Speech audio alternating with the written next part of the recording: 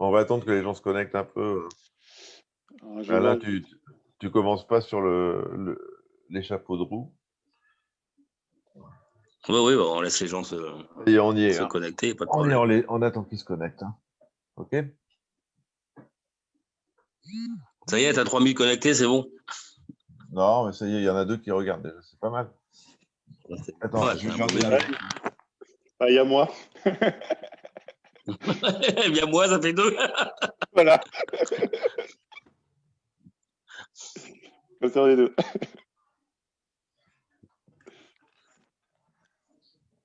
Ah, c'est surtout pour voir les commentaires. Salut. Il y en a 7. On va attendre encore un petit peu.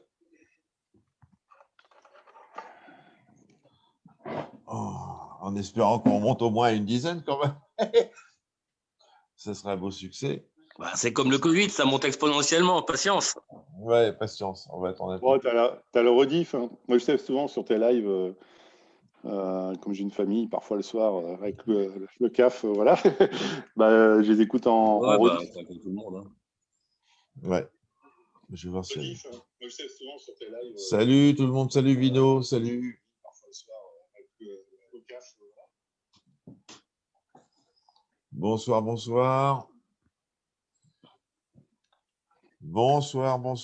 Viendez les gens, viendez.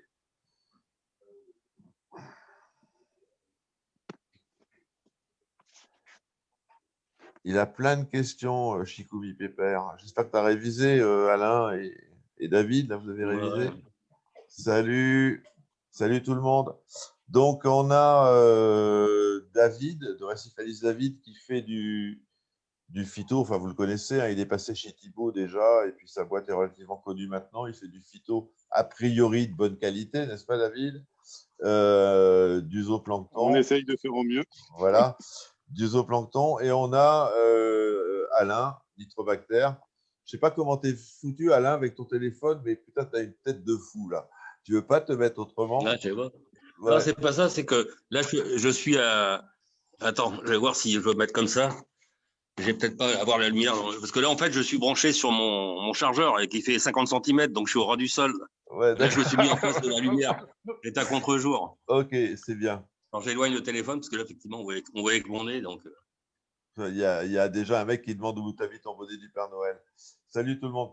Donc, David, c'est toi l'interlocuteur principal. Donc, raconte-nous un peu ton histoire. Tu es un récifaliste de longue date. Tu as commencé à t'intéresser aux phytos, aux zooplanctons. Et puis, disparu. Petit à petit, tu as monté ta boîte, c'est ça?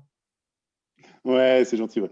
Récifalis de longue date, oula, c'est picousé du récifal depuis longue date. Et un bac récifal full SPS, ouais, ça va faire, chez moi à la maison, ça va faire 6 ans que je suis à fond dedans, on va dire. Mais depuis tout petit, j'étais picousé par ça. Donc, c'est pour ça que je dis, je fais attention, il faut avoir toute humilité. Quand on discute avec des personnes qui sont beaucoup plus âgées, qui ont connu le début du récifal, j'ai connu le HQI. Il y a une certaine époque. Voilà. C'est surtout c'est la seule chose pour le dire ancienne que je pourrais le connaître. Ouais. Puis vous êtes du récifal et puis mon expérience personnelle, puis en discutant avec pas mal de récifalistes, m'ont amené à. Je suis un amoureux de la nature à côté, du bio et autres, donc à essayer de trouver les meilleures techniques naturelles. Et c'est ce qui m'a amené petit à petit à utiliser, il y a quelques années de ça, du phytoplancton. Puis on en parlera tout à l'heure. Quand j'ai voulu personnellement en avoir, en cultiver, c'était une vraie galère à l'époque. Une vraie galère.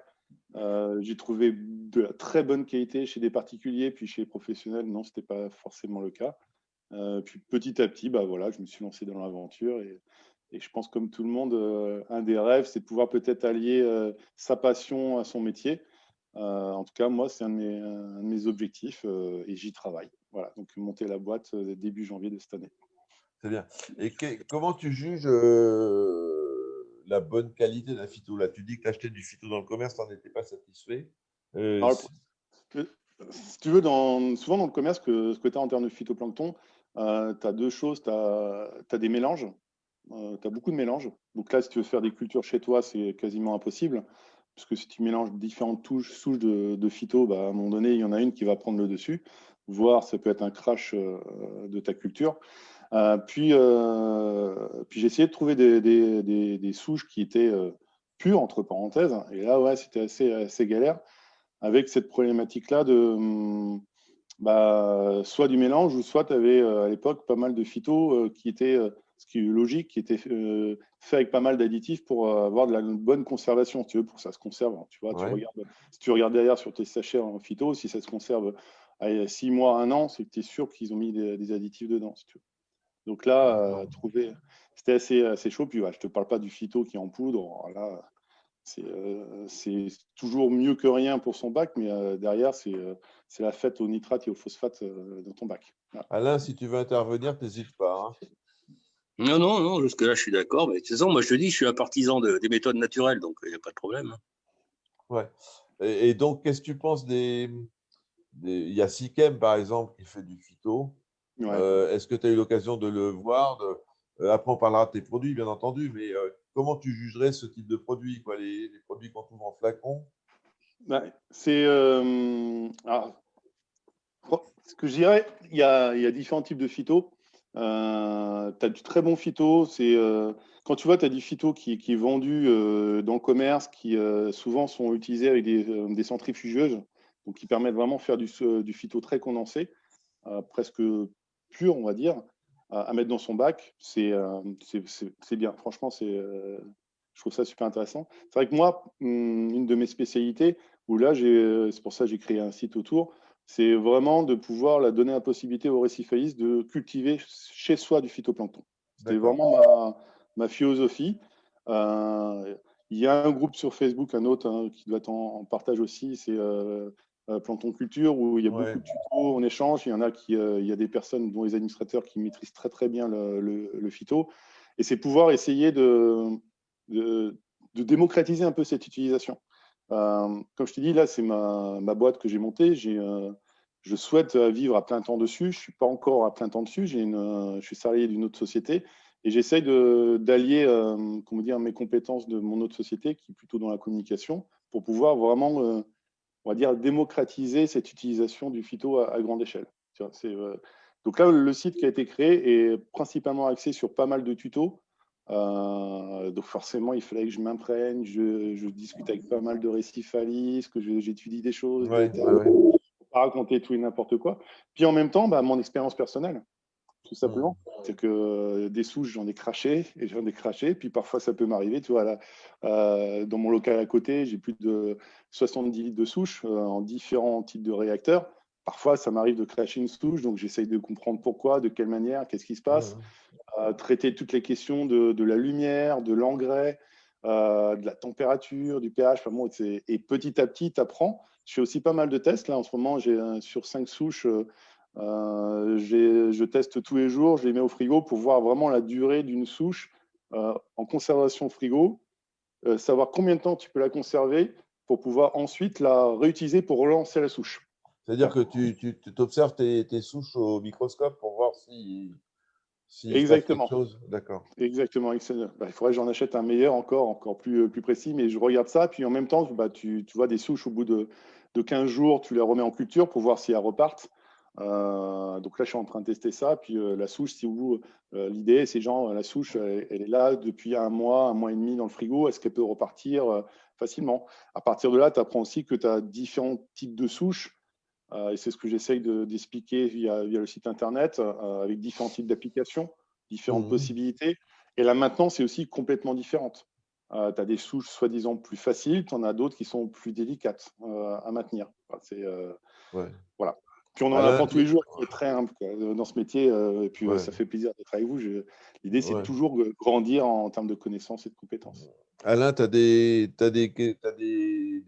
trucs à dire sur le phyto Oui, c'est vrai que c'est pas aussi simple qu'on le croit, les souches de phytoplancton. Alors, tu as le Nannochloropsis, par exemple, qui est très facile, en principe.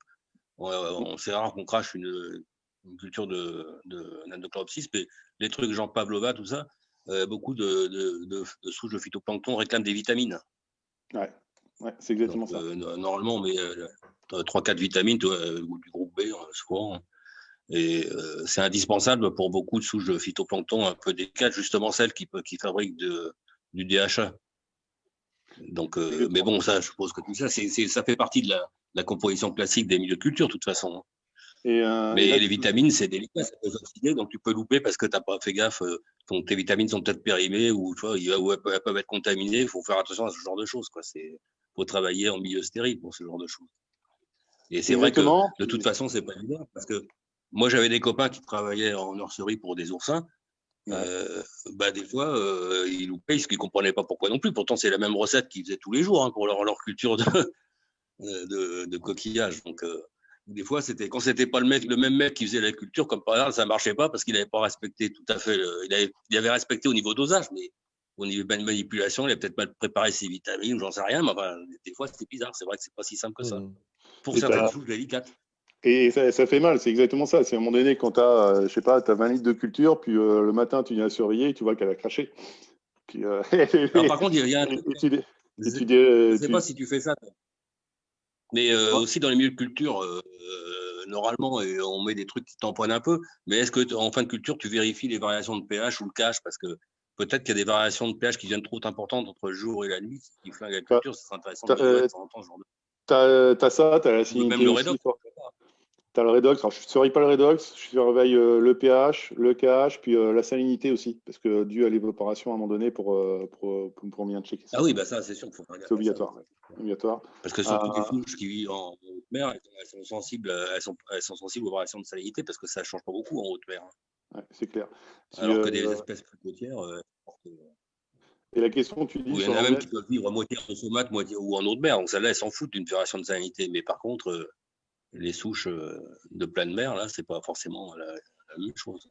Et sur les vitamines, c'est exactement ça. C'est vrai qu'à un moment donné, toute la question, je suis toujours en train de travailler sur le type d'engrais que tu peux mettre. Donc, il y a différents types de compositions. Tu avais beaucoup utilisé à un moment donné tout le milieu Conway, qui est assez intéressant. Là, en ce moment, c'est vrai qu'on est pas mal sur la formule Guillard F2P, qui permet de pouvoir mélanger vraiment cet aspect vitamine en même temps avec l'engrais.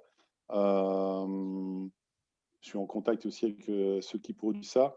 C'est toute cette question, comment simplifier aussi pour ceux qui, toujours pareil, pour donner la possibilité à des personnes qui veulent cultiver chez eux facilement du phytoplancton, de pouvoir très rapidement et facilement avoir cette joie-là de voir les cultures verdir, repiquer, puis agrémenter, et puis nourrir le bac. Et donc là, toi… Oui, puis justement, le repiquage. Vas-y, Alain. Ouais, je disais, le repiquage, il faut faire gaffe aussi. Parce que dans la phase de croissance, tu as une phase exponentielle, puis après, tu as un plateau. Et en fait, il faut repiquer quand c'est encore dans la phase exponentielle. Si c'est en plateau, les cellules sont déjà fatiguées, ça ne peut pas aussi bien marcher, tu vois. Donc, il faut être super régulier dans les repiquages. Et si tu repiques, si tu repiques trop tôt, c'est pas bon, ta souche. Et ça, je l'ai vu aussi beaucoup sur la. Je l'ai vu principalement aussi sur. On va en parler peut-être tout à l'heure, tu allais me poser des questions sur la souche Synechococcus SP qui, elle, quand elle est repiquée beaucoup trop tôt ou quand elle est trop diluée, elle va directement au crash. Il faut vraiment qu'elle soit. Ça peut être dû à la lumière. Parce que tu sais, quand tu démarres une culture, le milieu n'est pas très concentré, donc la lumière peut être trop forte. Parce que les cellules ne se font pas de l'ombre mutuellement. Donc l'intensité ne doit pas être la même en théorie au début à la fin. Pourtant, ouais. Mais pourtant, tu vois, j'ai testé. On a surtout le problème quand on fait ça dehors.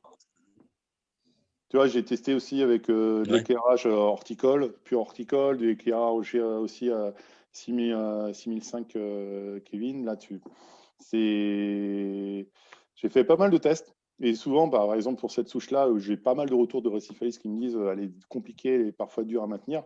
Tu te rends compte qu'un repiquage, quand on commence, ce que souvent je conseille en termes de repiquage, c'est par exemple pour celle-là, si dans un réacteur, tu gardes 2 tiers de souche et tu repiques juste un tiers. Tu prends un tiers pour pouvoir l'utiliser, la mettre au frigo, l'utiliser pour ton bac et tu gardes vraiment 2 tiers de souche. À la différence de beaucoup d'autres qui, à un moment donné. Si tu n'en gardes pas assez, c'est plus. Là, j'ai une question d'un membre. Concernant les engrais, je suis le F2. L'ajout d'engrais est générique pour n'importe quelle souche, soit 1 millilitre par litre, ou y a-t-il des souches qui demandent plus d'engrais? Quelle est la fréquence d'ajout d'engrais? Alors pour l'engrais, ça va varier, comme à l'instant tu le disais, ça va varier aussi par rapport au type de réacteur, à l'éclairage aussi. Forcément, la souche, à un moment donné, elle va croître et après, elle va avoir un plateau.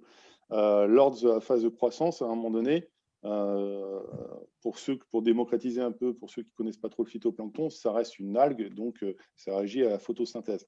Donc à partir de là, il y a besoin, pour que le phytoplancton puisse croître, il y a besoin principalement, outre le milieu qui sont en adéquation, donc eau de mer, puis après salinité qui correspondent à 35 grammes de sel et tout ce qui va autour. Elle a besoin de lumière et bien entendu, comme c'est aussi une algue, d'engrais. Dans cet engrais-là, tu as différentes bases.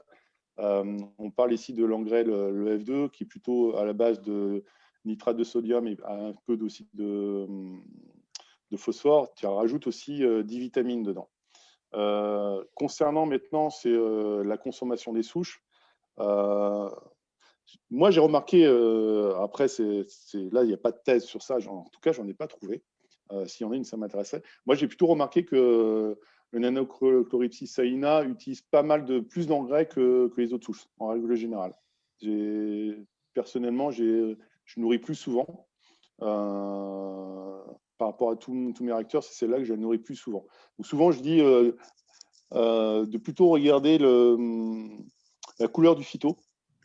Par exemple, quand elle commence à tourner un peu sur je ne vais pas dire le jaune, mais comment elle commence à être un peu moins verte, c'est souvent qu'elle est synonyme que là, il y a besoin d'engrais et besoin de nourrir. Et ça, tout de suite, on le voit en rajoutant et ça repart. D'accord. Alain? Ouais, sur le Nanochloripsis, ça peut être dû au fait que c'est une algue qui est plus petite que les autres. Donc, comme il y a une surface par rapport à la masse plus petite, elle pousse plus vite, elle a besoin de plus d'engrais à cause de ça, à mon avis, tout simplement. Et nous, Et il y a quand un on est... autre truc aussi important. Oui. Non, vas-y, Alain. Ce qui est important, c'est que si tu ne mets pas assez de nitrate pour le Nanochloripsis, elle va pousser en faisant plus de glucides, elle va avoir une paroi beaucoup plus épaisse. Et par exemple, si tu la donnes à manger à des rotifères, ça ne marchera pas parce que les rotifères ne pourront pas la digérer à cause de la membrane trop épaisse. Donc, il faut quand même faut surveiller les nitrates pour avoir aussi une composition riche en protéines. D'accord. Là, nous, quand on nettoie, question à la con, hein, mais quand je nettoie mes vides d'aquarium, c'est des souches particulières de phytoplancton? C'est quoi qu'on balance dans le bac? Ça dépend de ce que tu as balancé avant dans le bac. C'est du phyto. Tu peux avoir aussi tu peux avoir des diatomées, tu peux avoir en règle générale, ça reste du phyto. Après, la typologie, il faudra regarder aussi plus par rapport aux couleurs. Si tu as, par exemple, tes vitres, elles sont plutôt de couleur marron clair, tu vois, là, je dirais, tu peux aller sur principalement des diatomées. Si on est sur du vert, oui, c'est la plupart des algues de phyto qui peuvent être utilisées. Donc, les algues, le phyto qui se développe sur les vides, c'est le phyto qui est le mieux adapté au bac? Puisque vous me dites qu'il y a plein de souches de phyto. Moi, j'y connais rien en phyto, donc... Tu as plein de souches. L'idée, parce que forcément, c'est la base de la vie, le phyto, pour ceux qui ne connaissent pas. Souvent, je fais un raccourci du tout non scientifique, parce que je ne suis pas scientifique à la base, mais c'est ce que j'ai appris. Dans tous les océans, tu as le plancton. Et en creusant, tu te rends compte de le plancton, c'est quoi? C'est une partie qui est le phytoplancton, donc plutôt algues, et le zoo, le vivant, les deux qui fait le plancton. Donc concernant le phyto, tu peux en avoir souvent en termes de conseils, ce que je dis, c'est si tu as tes vitres qui commencent je t'avais dit ça l'autre jour, si tu as tes vitres qui sont un peu vertes, un des tests, c'est déjà faire tes vitres le soir, quand tes lumières commencent à baisser. Pourquoi? Parce que c'est la nuit que les coraux chassent, que toute la microfaune et autres est là, chasse à fond, et que ça va leur donner à manger. Si au bout de quelques jours, tes vitres sont toujours vertes, c'est que là, à un moment donné, c'est aussi un signe que tu as un manque de microfaune dans ton bac ou tu n'as pas assez de coraux filtreurs. C'est-à-dire qu'à un moment donné, le phytoplancton, il faut savoir aussi pour nourrir vraiment toute la base récifale, tu as des coraux mous. Donc tous les mous, ça reste vraiment des filtreurs, ils adorent ça. Tu as les LPS qui aussi aiment ça, puis après tu as les SPS où là, c'est plus tangente. Les SPS, c'est 95%, forcément, c'est ce qui équivaut à la lumière. J'ai écrit un article sur ça. À une certaine époque, on disait qu'ils n'absorbaient pas du tout de phyto, on était plutôt sur, parce qu'ils étaient plutôt à la base carnivores. Aujourd'hui, il y a certaines études qui disent que le phyto, ils en absorbent un petit peu. Moi, pour pas rentrer dans les débats, je dis plutôt, si tu as du mou ou du LPS, là c'est clair, le phyto peut être intéressant pour les coraux. Dans tous les cas, le phyto va être super intéressant pour pouvoir nourrir toute ta microfaune de ton bac. Et un des tests à savoir, c'est quand tu rajoutes du phyto ou que tu en as, si quelques jours après, tu as toujours tes vitres vertes, et alors que tu as bien nettoyé, je parle bien le soir, hein, parce que si c'est en journée, forcément, ça va se répandre dans tout le bac, et bah, avec l'effet de photosynthèse, ça va se développer, ce qui est logique, tandis que le soir, ce n'est pas le cas. Là, c'est synonyme de manque de microfaune. D'accord. Là, il y a encore, si tu avais à conseiller sur ton site, il y a plein de souches et machin, qu'est-ce que tu conseillerais comme 2 souches basiques pour tout le monde, quoi? Basique, tout à l'heure, on en a parlé, c'est l'Anachloropsis, la oculata ou la Saïna. Elles sont très simples à maintenir. Donc forcément, pour ceux qui débutent en termes de culture, il y a moins de risque de crash. Pour moi, c'est basique. Elles sont assez sympas aussi en termes de propriété pour nourrir le bac, globalement. Donc voilà, c'est assez sympa. Après, je mets aussi en avant parfois la souche Cynechococcus SP, qui a un drôle de nom, qui me fait marrer à chaque fois, ce petit passage, qui a cette propriété qui est assez intéressante, c'est que c'est un outil supplémentaire pour ceux qui ont des cyanobactéries dans leur bac. Je dis bien un outil Voilà, Alain. Je donne la parole, parce que tu m'en as parlé tout à l'heure. Donc Ouais. Oui, parce que c'est une cyanobactérie, donc elle peut pousser sans nitrate. Donc, si elles poussent, elles vont concurrencer les autres cyanos, parce que comme c'est du phytoplancton, métaboliquement, elles sont plus réactives, donc elles vont prendre de dessus sur les. Elles vont concurrencer au niveau nutriments les cyanos qu'on a sur le sol, sur le décor. Exactement, c'est ça. Concurrente biologique, en fait, tout simplement. C'est de la lutte biologique au bout du compte. Là, il y a sur le principe. Et en plus, l'autre intérêt, c'est que les cyanos qui poussent sur le décor, elles sont toxiques. Si tu les remues, c'est pas bon, les coraux, c'est toxique. Ah bah là, alors que celle-là, c'est une cyano, mais une cyano qui est nourrissante, elle n'est pas toxique du tout. Et c'est le gros avantage. Donc ça nourrit autant qu'un autre type de phytoplancton. Dans l'océan, il y a aussi de toute façon, on vient aussi de l'océan, des cyanoplanctoniques. Et toutes ne sont pas toxiques, justement. Ça aussi, ça fait partie de la chaîne alimentaire, heureusement. Hein. Si toutes les cyanos étaient toxiques, on serait dans la merde. Hein. Et c'est super intéressant, c'est aussi un des moyens, tu vois, souvent sur des sites, il y en a beaucoup qui malheureusement, et ça je peux comprendre quand tu es récifaliste, que tu as un super beau bac et à un moment donné, tu te payes de la cyano et ça te pourrit ton bac, parfois tu es dégoûté. Souvent ce que je dis, avant de traiter, avant de se poser la question de traiter, c'est déjà réfléchir, se poser pourquoi j'en ai. Il y en a toujours dans les bacs, hein, c'est la base de nature. Mais pourquoi à un moment donné elles se développent? Qu'est-ce qui fait qu'elles se développent? Parce qu'à un moment donné c'est bien traité, mais ce qui est aussi plus sympa, c'est pouvoir trouver la cause. Et là, souvent, tu vois, sur les forums, il y a toujours des partisans qui te proposent des produits chimiques assez géniaux. En quelques jours, tu n'as plus rien. On m'a souvent posé la question, qu'est-ce que tu en penses? Là, moi, la seule chose que je pourrais, et c'est pour ça que j'en parle maintenant, chaque bac est différent, chaque maintenance est différent, chaque personne fait ce qu'il veut dans son bac. Moi, je prône plutôt la méthode naturelle. Quand il y a un produit qui, en quelques jours, détruit tout, faut se dire qu'à un moment donné, le produit, il ne va pas faire la section en disant toi, c'est bien, toi, tu es une bonne algue, je te laisse passer, puis toi, je t'enlève. Donc, c'est-à-dire que la base du récifal, c'est aussi avoir ce qu'on appelle une stabilité sur du long terme, un équilibre. Et si à un moment donné, on rajoute des produits pour pouvoir casser ce déséquilibre-là, ça peut avoir des conséquences plus ou moins désastreuses sur du moyen long terme.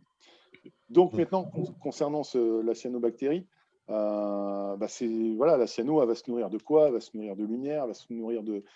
souvent, il y en a beaucoup qui rajoutent du sel enrichi. Donc forcément, là, ça va booster à fond la cyanobactérie.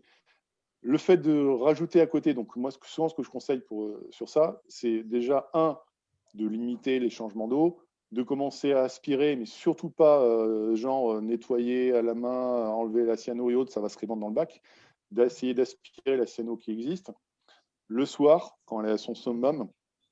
Et derrière, Il y a toujours la possibilité de rajouter des bactéries, parce que ça va stopper, ça va forcément, ça va la concurrencer. Et l'ajout de ce phytoplancton va aussi permettre d'une manière naturelle de venir la concurrencer, et en plus de nourrir le bac. Et ça, c'est vraiment l'effet positif, si tu veux. Après, chose très importante par rapport à ça, il y en a beaucoup aussi qui parfois utilisent la méthode sucre. Tu rajoutes du sucre et autres. Je dis faire super attention à ça, super attention, parce qu'à un moment donné, rajouter du carbone, du sucre dans son bac, ça va bien entendu développer toutes les bactéries, mais ça va développer les bonnes et aussi les bactéries qui peuvent être pathogènes. Et donc, avec à la clé, et j'en ai déjà vu sur des témoignages de réceptionnistes qui venaient me voir, avec à la clé des STN sur tes coraux parce que tu ne comprends pas qu'est-ce qui se passe. Donc, il ne faut pas aussi jouer à l'apprenti chimiste. On peut considérer la cyano comme un signe d'alerte d'un déséquilibre dans le bac, soit un déséquilibre au niveau des nutriments, soit au niveau d'autres choses. Mais est-ce que la cyano ne va pas rétablir justement l'équilibre d'elle-même du bac et disparaître une fois que c'est rétabli? Moi, j'ai toujours considéré la cyano à la fois comme un signe d'alerte, mais comme un traitement naturel d'un déséquilibre du bac. C'est-à-dire, elle trouve une condition favorable pour se développer, elle se développe, en se développant, elle rétablit l'équilibre du bac, et elle ne se développe plus. Elle crève. C'est pour ça que je te disais dans un premier temps, déjà trouver l'origine du déséquilibre pour pouvoir le traiter. Je suis entièrement d'accord avec toi. Après, ça va dépendre de certains. Tu as certains bacs qui sont blindés de cyano. Là, c'est comme je te dis, prendre tous les outils à ta disposition pour pouvoir essayer de trouver rééquilibrer, mais en même temps lutter contre. Alain, toi, tu penses que ça vient d'où la cyano? Non, mais s'il y a un léger déséquilibre, effectivement, ça peut repartir. Mais si tu as un trop fort déséquilibre, ça ne peut pas rétablir pour une raison très simple, c'est que comme la cyano, elle est consommable par aucun habitant du bac, à un moment, elle va crever, elle va repolluer. Elle pourrait jouer ce rôle d'équilibre pour un faible déséquilibre, ça d'accord, mais en cas de fort déséquilibre, que si elle a été consommée par quelque chose. Et c'est ça le gros problème. Elle est consommée par rien du tout. Elle n'est pas équilibrée si elle crève. À un moment donné, elle va mourir et elle va relarguer tous les phosphates qu'elle aura pompés avant. C'est le problème, c'est que c'est des cyanos qui ne sont pas comestibles, en fait, qui ne sont pas utilisables par la faune, les escargots, les copépodes et tout ça. D'accord. Là, il y avait une question tout à l'heure. Alors que si tu mets de la Cyanococcus, celle-là, elle est consommable, donc tu t'en fous, elle est filtrée. Donc, on a de la cyano, il faut mettre du Nanococcus, c'est ça? Mais pour moi, c'est une méthode, comme toutes les méthodes biologiques. Non, mais si, c'est intéressant, mais justement, quand c'est pris à temps. Si tu mets ça, quand tout ton décor est couvert de cyano rouge, bon, je ne dis pas que ça ne va pas marcher, mais enfin, ça va être compliqué quand même, tu vois. Mais il faut le mettre, justement, ça, moi, ça ne va pas marcher. Ouais. Quand tu as un petit départ de cyano, c'est là qu'il faut le mettre. Ou si, même avant, je dirais même avant, si tu te retrouves avec un bac des phosphates sans nitrate, là, ça vaut le coup d'en mettre parce que tu sais que ça va pousser parce qu'elle n'a pas besoin de nitrate et elle va consommer tes phosphates. Donc, c'est très bien. Il faut jouer, il faut l'utiliser en suivant ces paramètres d'eau, en fait, en préventif. C'est un peu comme la prévention pour notre santé. Soit tu manges n'importe quoi, puis tu te dis, le jour où je suis malade, je boufferai des pilules. Soit tu te dis, je fais plutôt gaffe à ce que je bouffe pour pas tomber malade. C'est le même principe. D'accord. Mais le problème, c'est que les gens, c'est moi, je dis les gens, moi aussi, hein, c'est quand on est aquarophile, on a plus envie de se payer un corail que de payer un truc en prévention. C'est une grosse erreur. Mais bon, on l'a tous fait, hein. Moi le premier, hein, c'est pas le problème. Hein. Ouais. On se dit toujours ça ira mieux. Encore une fois, c'est comme la santé. On dit pour l'instant ça va, pourquoi je serais malade demain? Pour l'instant, je suis pas malade. Bah oui, mais voilà. Là, il y avait David, il y a Vino qui demandait pourquoi rajouter du phyto si le bac en produit lui-même? Oui, mais il n'en produit pas forcément assez. Si le phyto que tu as juste sur une paroi par rapport à un bac où tu as 50 pièces de coraux, ça va être un peu léger comme nourriture. Donc, c'est mieux que rien. Donc, vraiment, c'est pas non plus. Et puis, c'est pas. Et puis, justement, il faut contrôler le phyto, comme David disait, c'est aussi la source de zooplancton qui, eux, nourrissent bien tous les coraux, il n'y a pas de problème. Donc, en fait, une fois toutes les semaines, il faut regarder la nuit où on est son développement de copépodes. Tant que ça coûte de copépodes, c'est bon. Et d'ailleurs, moi, j'ai jamais vu un bac qui tourne bien. Un bac pourri, jamais j'ai vu un bac pourri et beaucoup de copépodes. Un bac pourri, il n'y avait pas de phytoplancton. Enfin, pas de zoo, je veux dire, donc pas de phyto. Mais un bac qui est plein de petits groupes de microphones, de copépodes, de labella, même d'escargots, trucs comme ça. Bah, même avec des paramètres des fois un peu limites, ça tournait bien quand même. Hein. Je te prends un exemple pour répondre à… C'est ça qui recycle les éléments, les minéraux. Donc, au moins, c'est recyclé. Même si ce n'est pas parfait, c'est une grosse partie recyclée. La preuve, c'est que tu as des… Alain, calme-toi. David, vas-y. Ah non, mais j'adore, c'est super. Non, mais c'est bien, ça fait super plaisir parce que souvent… Bah ouais. C'est des méthodes qui sont pas encore connues. Et moi, c'est vrai qu'à l'époque, quand je m'étais lancé dans le récifal, c'était à fond sur les outils, sur les écumeurs, sur les lumières, sur le brassage, sur plein de choses. Puis après, quand tu t'attaches vraiment à la partie purement épuration du bac, ouais, bah, après, tu rajoutes des pierres vivantes, puis voilà. Et tout ce système-là de microphone pour pouvoir l'entretenir, la développer, qui est vraiment la base même, c'était chaud à trouver franchement du contenu et en informer. C'est pas, et comme disait Alain, c'est clair que quand tu vas à un moment donné dans un magasin, bah oui, tu as des beaux poissons, tu as des coraux et tout. Derrière, pour l'entretien et autres, avoir des bons conseils, c'est assez rare. Moi, je sais que j'habite en Bretagne. Heureusement, il y a un magasin sur la région nantaise qui, lui, est vraiment que Haute-Mer. Et qui s'intéresse à ça, mais autrement, c'est assez difficile à. Ouais. Et que tu n'as qu'à voir sur la plupart des sites qui vendent des produits ou autres pour le récifal, quand tu commences à avoir un peu de phyto maintenant. Mais Justement, est-ce que tu as un moment, c'était très en vogue, enfin bon, on en parlait beaucoup du truc genre Easy, je sais pas quoi, la Easy Booster. Easy Reef, ouais. Easy Reef. Ah ouais. C'est du phyto, ça, en gel ou je sais pas quoi. Est-ce que tu as eu l'occasion de voir ce que c'est? C'est quoi ça? Ouais, moi, quand j'ai commencé à l'époque pour le phyto, je prenais du Reef Pearl. Tu vois, c'était de la poudre. C'était génial. Quand je débutais, mais tout au début du récifal, mon poissonnier il me dit ouais, c'est bon, ça c'est bon pour les coraux. Par contre, le problème, c'est que ça te bourre ton bac de phosphate et de nitrate. Oui, parce qu'en fait, c'est du granulé, c'est pas du phyto. Hein, donc, il y en a peut-être dedans, mais 5%. Donc, c'est du mort. Donc, ça fout quand entre les. Alors, si tu as beaucoup de gamins, trucs comme ça, ils vont bouffer les restes, mais si tu n'en as pas, c'est sûr que tes phosphates, ils vont grimper en flèche, hein, ça c'est sûr. Ouais. Donc, pour moi, ce que je ne vais pas forcément parler des autres, parce qu'après, je ne suis pas forcément bien.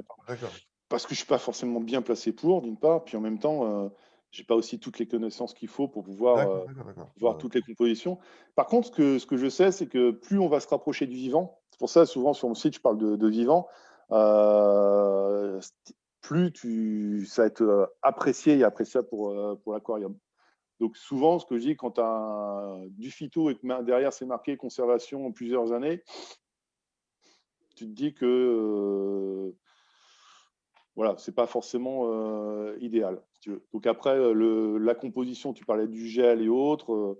Non, ce qui dans le commerce qui peut être intéressant à part ce que je propose sur les produits, c'est parfois tu as du phyto qui vraiment qui se conserve, j'en ai quelques-uns en tête, 3 mois, quelque chose comme ça, au frigo, et qui est du concentré, c'est-à-dire qu'ils font tourner, qu'ils font avec centrifugeuse. Là, oui, là tu te dis, là c'est bon, c'est de la qualité si tu veux. Donc là, oui, tu peux y aller. Tant tu as des conservations qui sont super longues, tu te dis qu'à un moment donné derrière, c'est pas, ça va pas forcément être le top. Maintenant, je fais attention parce que c'est mieux que rien. Tu vois, là, il y a toujours Vino qui demande, chaque fois que je rajoute du phyto, j'ai une poussée de microfaune, mais j'ai aussi des algues filamenteuses. Est-ce que c'est normal? Peut-être qu'il y a des résidus d'engrais dans le phyto. Alors, si tu en mets un peu trop, peut-être que ça favorise la croissance des algues, ceci dit. Mais à ce moment-là, la solution, c'est peut-être que tu en mets trop. Il suffit de diminuer la dose. Hein. Tu as ça, exact. Comme tu dis, Alain, tu as le fait, il y a plusieurs choses. Il faut déjà voir le paramètre du bac. Il faut voir aussi, quand tu rajoutes du phyto, est-ce que tu le prends directement de ta culture et savoir quand est-ce que tu as rajouté ton engrais. C'est sûr, si tu as rajouté la veille de l'engrais et que tu prends de ta culture, tu vas avoir plein d'engrais à l'intérieur, il ne va pas être consommé. Donc souvent, ce que je conseille, c'est… Vas-y, ouais. Non, vas-y, je voulais juste dire que c'était juste dire que tu as une méthode éventuellement pour faire un équivalent de centrifugation. c'est que tu prends ta quantité de phyto, si tu as besoin, je sais pas, d'un quart de litre, tu le mets au frigo. Ouais. Et normalement, au bout de 24 heures, c'est sédimenté. C'est Donc, tu peux exactement virer ça. le sol avant. Moi, ce que Comme je ça, fais, pas trop de culture. ce que j'essaye de faire, moi, dans mes cultures, j'ai pas de centrifugeuse chez moi. Par contre, grâce à, je fais un petit coup de pub à François Néraud de Néo 3 qui vend comment dire, des tubes PVC, disons des tubes acryliques. Je me suis fait pas mal de gros réacteurs, si tu veux, coniques, qui est assez intéressant. Et ce qui permet qu'à un moment donné, avant de récolte, tu coupes complètement le buller. Ce qui fait que le phyto, il va commencer à descendre vers le bas et après, tu peux récolter. Donc là, tu vas avoir l'eau qui va remonter vers le haut, puis après, une concentration de phyto vers le bas. Et là, à partir de là, tu peux, comme disait Alain, c'est pareil, comme si tu mettais au frigo, ça va se concentrer vers le bas. Et donc, pour répondre à la question de l'internaute, faut regarder les paramètres. Généralement, ouais, je pense que ça peut être dû à l'engrais. Voir quel engrais il met dedans. Parce que j'en ai vu qui mettaient l'engrais de genre AlgoFlash, tu vois, des trucs de plantes et autres, hein, de rosée. J'en ai vu beaucoup. Donc, il faut voir quel type d'engrais, puis quand il le met et à quel moment. Qui peut être aussi comment dire, Ah oui, c'est sûr que si tu mets de l'algoflash avec la concentration pour les plantes vertes, ça risque de faire beaucoup. Ouais. Là, ouais. David, il y avait une question tout à l'heure, là, je la pose maintenant parce que autrement je vais zapper. C'est un membre avec qui tu as eu l'occasion de discuter. Quand on récolte le phyto, je complémentais avec du sel enrichi, mais il m'a préconisé de mettre du sel non enrichi. Pourquoi? Par défaut, moi, je préconise, c'est de pouvoir. Le problème du sel enrichi, c'est que tu ne sais pas ce qu'ils mettent dedans. Ah ouais. C'est comme, mais ça, c'est un avis pareil perso. C'est comme moi dans mon bac chez moi, hein. J'ai un bac à la maison, j'ai un bac récifal. Au début, je mettais du sel enrichi, puis à un moment donné, non, je préfère faire moi mes ajouts perso. Je préfère aller du sel vraiment non enrichi, basique. Au moins, je sais ce qu'il y a dedans, et après faire mes propres ajouts à côté. Voilà. Donc à un moment donné, par Là, rapport au phyto, pour revenir à tes... je conseillais cet internaute-là, je conseillais de partir sur du sel basique. Hein, je ne vais pas citer de marque, mais tu as des très bons sels basiques. Et après, voilà, faire soi-même ses ajouts via l'engrais. Ouais, tout à l'heure, tu as dit que tes tubes, tu les avais pris où? Chez le Néo 3 Plus? Ouais. Bah alors, c'est pas François Néo, c'est Jean-Marc Schaeffer, Néo 3 Plus. D'accord. Voilà. Voilà. François Néo, c'est Néo Aquarium à Nice et Aquarium Partner aux États-Unis. Et Jean-Marc Schaeffer, c'est Néo 3 Plus. C'est bien Néo 3 Plus, super sympa. Très bon. Et avec le groupe Plancton, là, je sais qu'ils sont en train de penser de créer de A à Z des réacteurs spéciaux pour le phytoplancton. C'est génial, c'est bien. Ouais. Parce que le problème, c'est que quand tu crées ton réacteur, si tu veux, tu as les tubes. Mais après, c'est tout cet aspect conique. Trouver les cônes, donc il faut trouver sur Amazon, le collage et tout. Donc, si tu es bricoleur, c'est sympa, mais si tu n'es pas bricoleur. Les cônes, c'est-à-dire qu'en bas du tube, tu as un entonnoir, c'est ça? Exactement, exactement. Et comme tu as toute ta pression, imagine que tu as 10 litres de phyto, tu as toute ta pression sur les cônes. À un moment donné, il faut avoir aussi un très bon collage derrière. Pour pouvoir.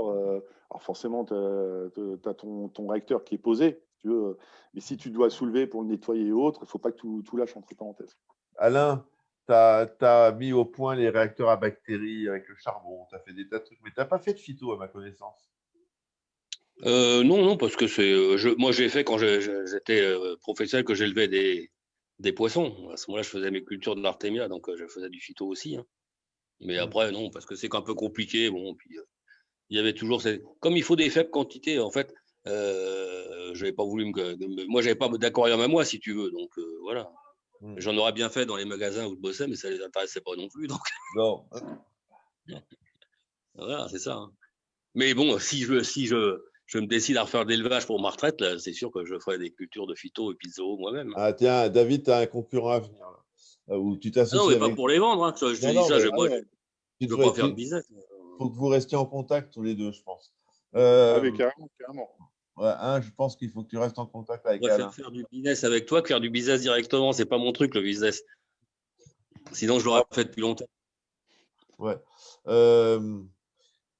À quel moment tu te dis, tiens, je peux récolter mon phyto? C'est-à-dire que ça devient vert très sympathiquement opaque dans le réacteur. Comment on s'aperçoit que c'est le moment de récolter? À un moment donné, comme il disait Alain, tu as ta phase à un moment donné de croissance et après de maturité. Tu as des outils, j'ai mis sur le site, par exemple, fabriquer un disque, je crois que c'est de Sechi, c'est comme ça s'appelle. Oui, c'est un disque de Sechi, ouais. Ouais.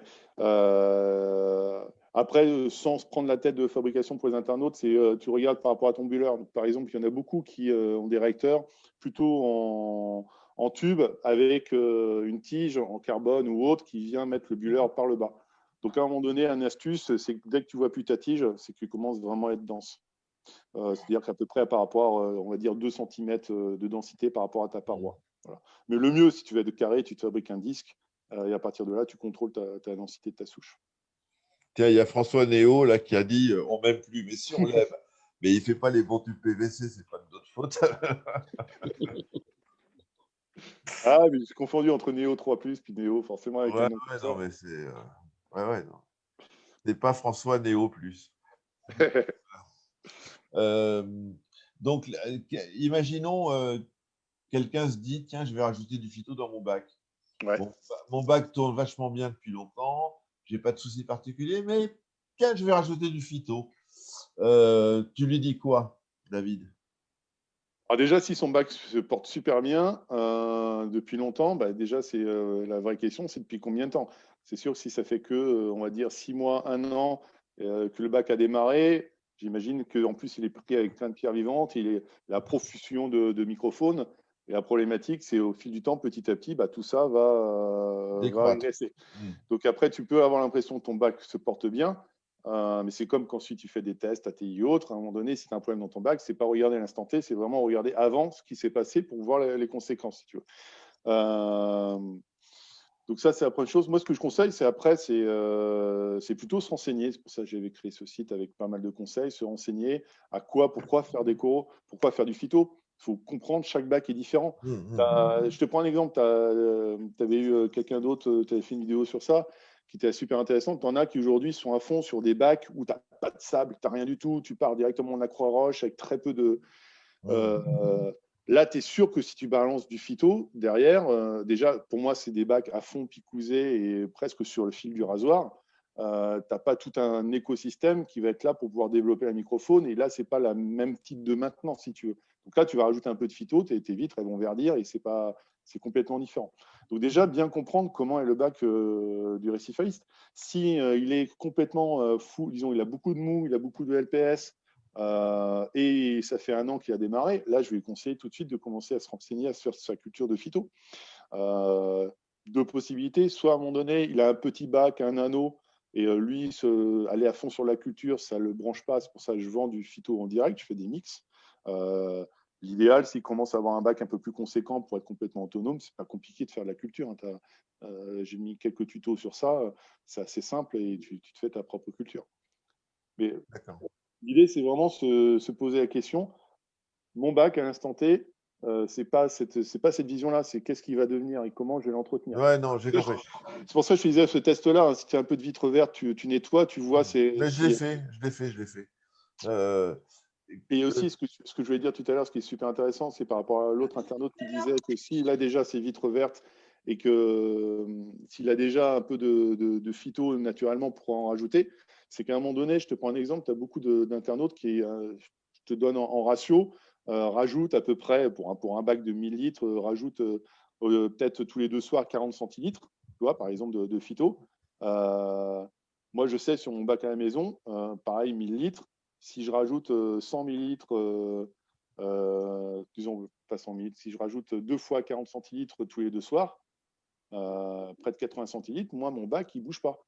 C'est-à-dire que plus tu vas rajouter du phyto, plus ça va nourrir ta microfaune et plus elle va se développer et plus c'est ça qui est super intéressant. Donc c'est pour ça qu'à un moment donné, quand on démarre avec le phyto, il ne faut pas rajouter tout de suite. Pour ça, souvent, on dit des ratios moyennes. 4 des ratios moyens, on dit 4 millilitres par 100 litres tous les 2 jours. Je dis ça, c'est en moyenne parce que chaque bac est différent. Donc, moi, je vais recevoir ton colis demain. Hein. Je travaille des trucs, j'ai commandé chez toi. Je vais recevoir. Bon, moi, c'est le zooplancton qui m'intéresse, que je t'ai commandé. Donc, ça m'intéresse beaucoup. Le phyto, bon, un peu moins, j'en ai pris pour voir. Je fais quoi? Sur mon bac de 400 litres, je mets quoi? Donc, toi, tu as pris ce qu'on appelle un mixte. Donc, ça, c'est un Ouais, mélange de 4 souches dedans. Tu le mets au frigo. Puis, pour voir, pour tester, tu fais, pour redémarrer, tu prends 4 millilitres par tranche de 100 litres. Donc, ça fait 16 16 millilitres, millilitres, ouais. exactement environ. Le soir, quand tes lumières sont éteintes, tu balances ça dans ton bac. Je te conseille de couper l'écumeur pendant 1 heure, si possible. Sinon, bah, ça partira un peu via l'écumeur. Et tu fais ça tous les 2 jours. Voilà. D'accord. Et à partir de là, tu vas regarder un petit peu comment ton bac se comporte. Tu vas voir à un moment donné tes coraux, les oentelles qui vont apprécier. Tu vas voir ça va gonfler.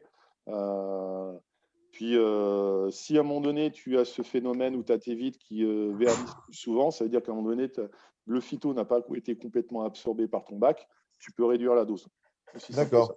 Mais le Le seul, fait de rajouter le soir, normalement, ça ne devrait pas réduire du tout la dose. le seul risque inhérent au phyto vivant, machin, c'est que les vitres verdissent, quoi, finalement. Alors, le seul risque, c'est du naturel, 100% naturel. Donc, à la base, on pourrait dire qu'il n'y a pas de risque. Je mets juste un petit bémol. Attention, tout dépend de la maintenance que tu as. Je m'explique. Imagine que tu es en méthode Jobert, tu n'as pas d'écumeur, tu n'as rien du tout. Tu rajoutes full phyto, tu es clair, bah, ton eau va verdir de plus en plus parce que tu n'as rien pour le contrôler. Donc, j'ai dit attention, ça reste du vivant, ça va se développer dans le bac. Donc, à un moment donné, l'objectif, c'est que ça soit consommé par le bac, mais il faut aussi pouvoir contrôler si à un moment donné, tu en rajoutes beaucoup trop. Si tu en rajoutes beaucoup trop et que tu as un écumeur, bon, c'est bon, hein, ça y va. Mais si tu n'as rien pour contrôler, si tu n'as pas d'écumeur ou au pire un filtre UV que je ne conseille pas forcément, après c'est autre chose, sauf temporairement pour traiter certains éléments, surtout pas à mettre tout le temps en fonction. Si tu n'as rien de tout ça et que tu es en méthode Jobert, là, tu peux avoir des risques parce que ton eau va commencer à vieillir et tu n'as rien pour la stopper si tu veux. Donc, Ouais, faire attention. Maintenant, si là, tu es en berlinois, normalement, il n'y a aucun problème sur ça. d'accord. Là, j'ai une question de Frédéric. Quand on a un refuge allumé en décalé, c'est-à-dire en inversé, tu mets le phyto quand le bac est éteint, le refuge allumé, ou quand le refuge est éteint et le bac allumé? Ça va dépendre de ce que tu veux en faire. Si c'est pour nourrir la microfaune qui est dans ton bac, si tu as pas mal de coraux dans ton bac, bah, l'idéal, c'est d'en rajouter le soir dans ton bac. Comme ça va gérer. Quand tu as un refuge, moi, chez moi, pareil, à la maison, j'ai un refuge qui est en alternance, hein. La nuit, il est full éclairé. Puis c'est un refuge d'une certaine taille. Forcément, par rapport à jouer aussi, ça, c'est une autre affaire pour pouvoir faire en sorte que ton pH global soit un peu plus stable. Moi, j'en rajoute le soir, j'en rajoute dans mon refuge et dans mon bac. Voilà. J'en rajoute les deux, mais c'est pas le même.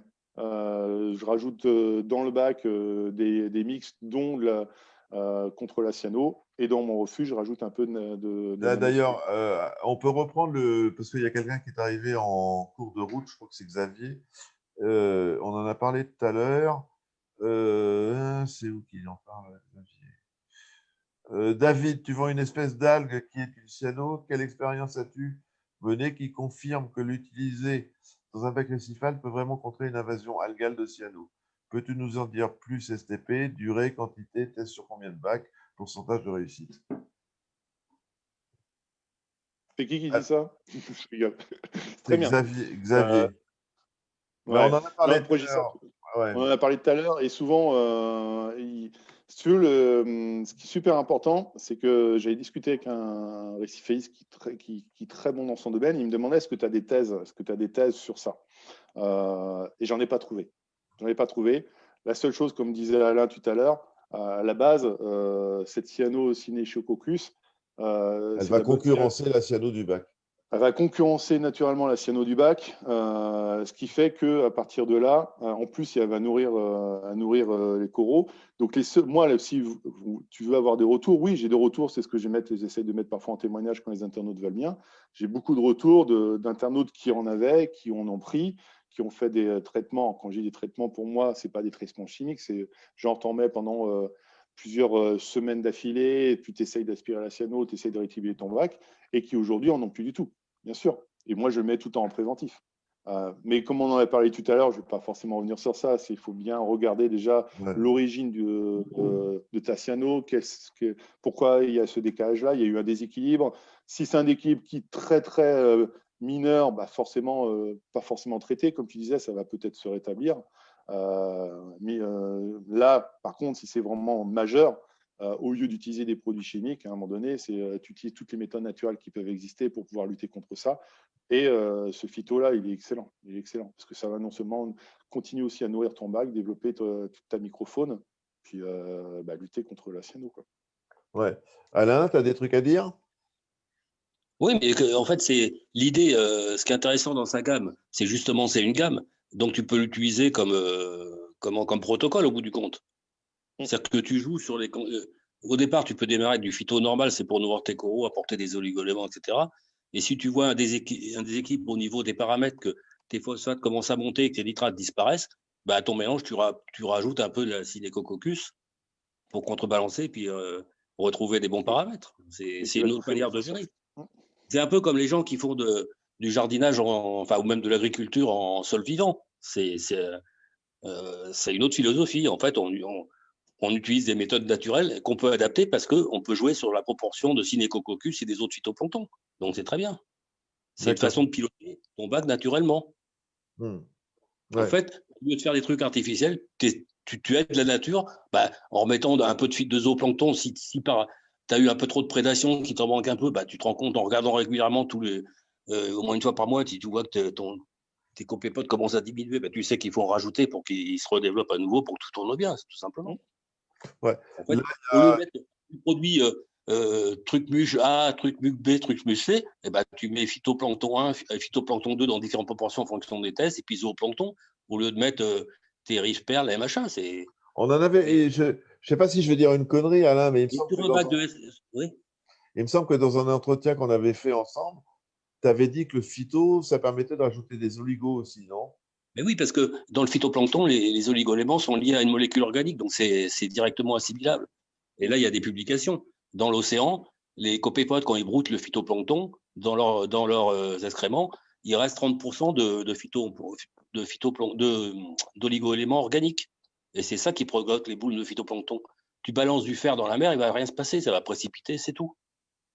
Dans la culture de phyto, tu remets du organique, mais tu le lies à des chélateurs pour qu'ils ne précipitent pas, justement. Et il y en a une petite partie qui se délite petit à petit, qui devient disponible pour les algues, parce que les algues ont leur propre chélateur. Ça, c'est autre chose. Mais à la base, les blooms de phytoplancton, c'est des eaux de profondeur ou c'est du fer plutôt organique grâce aux bactéries ou un tas de trucs, mais c'est pas. Ouais. David, j'ai une question. Ouais, vas-y. Les oligoéléments tels que minéraux, c'est bien pour les algues. Elles sont capables d'utiliser. Pour les animaux, ça sert à rien. Et juste pour rebondir sur ce que je dis à Alain, parce qu'il y a peut-être certaines personnes qui ne savent pas. Par exemple, les flamants roses, c'est grâce au phytoplancton du Nelia sainiac qu'ils ont cette couleur-là. Il y en a beaucoup qui ne. Par exemple, c'est tout simple parce que ce phytoplancton-là est très résistant à des fortes concentrations de sel. Et donc, à partir de là, forcément, il va nourrir aussi principalement les Artemia salina qui sont mangés par les flamants roses. Oui, puis justement, la Dunia salina a cette particularité, c'est que c'est une algue verte à la base. Et c'est quand elle pousse dans des milieux très salins, c'est là qu'elle devient rouge. Elle devient rouge. Exactement. Voilà. Mais à la base, elle est verte, à la salinité normale de l'eau de mer. En fait, on aurait pu avoir des flamants verts, alors oui. C'est juste pour appuyer à un moment donné, à la base, sur un être qu'une certaine taille, tu vois, tout ce chaînon qui est important. Ouais, David, là, j'y pense, il y a Patrick, là, un copain, il me demandait le flacon de phyto que je vais recevoir, je peux le garder un mois au frigo, c'est ça que tu m'avais dit. Ouais, c'est du vivant, donc c'est du vivant. Je préconise, moi, un mois. Il y en a certains, au bout de 2 mois, ça allait, mais bon, pour moi, je préconise un mois, comme ça, au moins, on est sûr de la qualité. Oui, puis c'est bien de le remuer à chaque fois que tu en prends un peu, tu resecoues pour remettre en suspension. Exactement. Et l'avantage de le mettre au frigo, c'est surtout que le froid va mettre un petit peu les souches en sommeil. Tu vois. Donc ça va permettre de le conserver un peu plus longtemps. D'accord. D'accord. Autrement, les gens, ils mettent du phyto sur pompe doseuse, donc ça n'existe pas, ça. Alors, tu pourrais, mais le problème de ça, c'est que si tu mets sur... Ça serait idéal. Il ne va pas être rafraîchi, oui. Première chose, si tu mets sur pompe doseuse, soit à un moment donné, il faut que tu mettes un frigo et que tu fasses en sorte que dans ton frigo, tu as les pompes doseuses qui viennent chercher ton phyto dans ton frigo. Voilà, première possibilité. Sachant que derrière, il faut tout le temps remis aussi ton phyto dans le frigo pour pas à un moment donné avoir, ça soit pas trop, parce qu'il va quand il va pas bouger à un moment donné. Ouais, c'est un peu complexe. Il vaut mieux prendre une seringue et se démerder. Deuxième possibilité, il y en a certains qui disaient, bah, tiens, je vais le faire, mais je vais le prendre directement quand il est en culture, avec le buller et autres. Très bien, mais sauf que s'il est en culture, tu vas rajouter de l'engrais. Donc à un moment donné, tu risques de rajouter de l'engrais plus facilement dans ton bac. Voilà. Donc pour l'instant, j'en ai pas vu qui faisait ça. Trop compliqué. Non, et puis franchement, comme c'est vivant, justement, c'est l'intérêt. C'est que tu le mets en une fois, c'est pas grave, ça va rester vivant de toute façon. Donc, c'est pas forcément super intéressant de le mettre. Alors, c'est sûr, tu as une partie qui est retirée par l'écumeur, je veux bien, mais bon. Il y a Xavier qui dit 0,04 de nitrate. Ouais, nitrate, 0 de phosphore et. Quel serait l'intérêt pour lui de rajouter du phyto? Bon. Bah, déjà faire super attention à son bac parce que s'il est 0,0 partout, à un moment donné, il peut aller sur un bac oligotrophe. Donc, bah, l'intérêt. L'intérêt, justement, c'est qu'il est très oligotrophe. C'est là qu'il est temps de nourrir, justement. Voilà. Il faut rajouter du phyto et du zoo, parce qu'il va devenir trop oligotrophe et il va perdre trop de microfaune et il n'y aura plus rien pour nourrir les coraux. Mais à petite dose à ce moment-là, une petite dose d'entretien, voilà. Même une demi-dose s'il veut. Il y avait une question là, je ne la comprends pas bien d'ailleurs.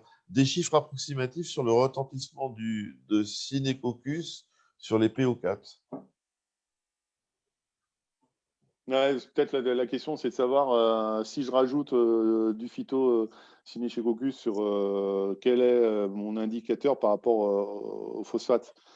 Pour moi, j'ai pas de chiffre sur ça. C'est comme on l'a expliqué tout à l'heure avec Alain, ça va forcément, si tu n'as pas de nitrate et tu as des phosphates dans ton bac, ça va les absorber petit à petit. Maintenant, il ne faut pas imaginer que dans ton bac, genre, je prends l'exemple, tu as un de phosphate, tu vas rajouter 2 jours plus tard, tu es à 0.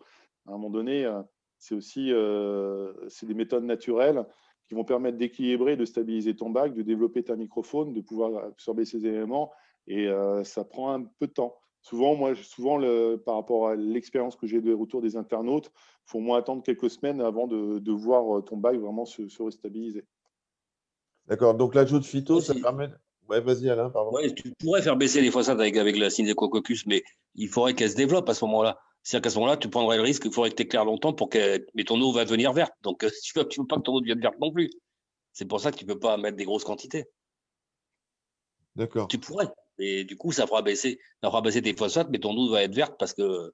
C'est pour ça qu'à un moment donné, en parallèle, tu vois, tu en as qui utilisent par exemple des algues comme la Caetomorpha dans un refuge qui va permettre d'absorber en éclairage, d'absorber tout ça. Comme c'est une algue qui ne va pas se diffuser dans l'eau à la différence du phyton, tu vas avoir un peu plus de résultats. Maintenant, le phyto va être super intéressant sur le moyen long terme. Tu vois, ça va vraiment, il ne faut pas le voir juste pour traiter un cas en particulier. Alors, il y en a certains qui veulent l'utiliser pour ça. C'est-à-dire que l'ajout de phyto peut éventuellement supprimer l'utilisation d'une résine antiphosphate. Non, et par contre, si j'ai une idée, là, il y aura un truc qui serait faisable par contre, c'est de faire un réacteur à Synecoccus dans ton bac, mais un réacteur juste avec un petit éclairage LED, alimenté par un goutte à goutte de ton bac. Ou un tout petit filet d'eau. Ouais, pour laisser le temps au Synecoccus de se développer sans être bouffé par les coraux, les éponges, les copépodes, tout ce que tu veux. Et tu fais comment pour laisser le temps, en fait, à ton algue de pousser un petit peu, quoi. Mais sans rajouter d'engrais, en profitant juste des phosphates qu'il y a dans l'eau, puis de. Ouais, c'est pas bête. Avec cette gestion aussi de buller pour bien brasser aussi. Oui, bon, ça, tu peux toujours foutre un petit buller, ça, d'accord. Ça, si, carrément, ça c'est une bonne idée, tu vois. Mais juste un tube transparent avec une malheureuse algue, c'est pas pour faire une culture de compétition. C'est juste pour qu'il y ait un minimum d'éclairage pour que tu un petit peu. Et tu fais un refuge avec un tout petit filet d'eau, genre sorti de réacteur à calcaire, ou même un goutte à goutte, pourquoi pas, pour voir ce que ça donne. Ouais, plutôt goutte à goutte, plutôt goutte à goutte, parce que si tu mets un filet d'eau, à un moment donné, tu vas avoir le risque que ta culture va partir. Même un filet d'eau, ça fait beaucoup de débit par rapport au litre ou 2 litres de ton réacteur, je suis d'accord. Plutôt un goutte à goutte, effectivement. Un goutte à goutte, ça peut faire quand même 30-40 litres par jour, donc c'est pas si mal. Ouais. Et là, ça va avoir le même effet, même mieux qu'une résine. Ça, c'était pas mal, ça va tester, ouais. Est-ce qu'il faut laisser remonter le phyto à température ambiante avant de le mettre dans le bac? Bah, normalement, quand tu fais de la culture, ce que je conseille, c'est d'être aux alentours de 22 degrés. Ouais, mais là, moi, le flacon qui est au frigo, Ah oui, pour celui qui est dans. Bon, c'est pas la peine. À un moment donné, puisque t'es vraiment. Tu vas prélever, par exemple, dans ton cas, c'est 16 millilitres. Tu vois, 16 millilitres dans un bac de 400 litres. Ton phyto, il va tout de suite se propager dans le bac. Et l'objectif, c'est qu'il soit absorbé très rapidement. d'accord. De toute façon, ça ne va pas le tuer instantanément, ça va juste lui foutre une claque, donc ça serait plus dur de le faire repartir en culture. Mais de toute façon, ça ne va pas le tuer le changement de température, ça va juste lui mettre une petite claque, mais la cellule ne va pas exploser parce que tu changes de température. Ouais, donc c'est pas. Je suis d'accord avec lui, pour cette utilisation-là, c'est pas la peine de te prendre la tête. D'accord. Et donc, c'est préférable d'avoir la même densité entre ce que je vais recevoir et le bac pour ne pas avoir de choc osmotique.